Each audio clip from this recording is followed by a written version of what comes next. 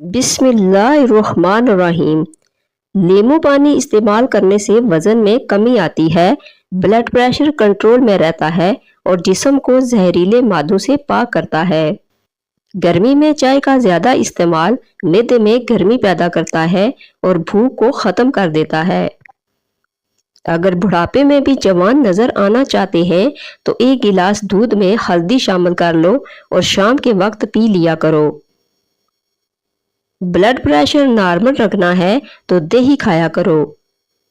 زکام کی وجہ سے ناک بند ہو جائے تو اجوائن کو ناک کے قریب کر کے سونگھ لیں، ناک اسی وقت کھل جائے گی۔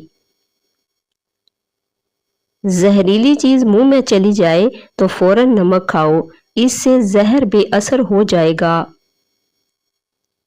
چاولوں کا پانی ابال کر پی جانے سے قبض سے نجات مل جاتی ہے۔ بدن پر سرسوں کے تیل کی مالش کر لیا کرو، مچھر کا ڈنگ اثر نہیں کرے گا۔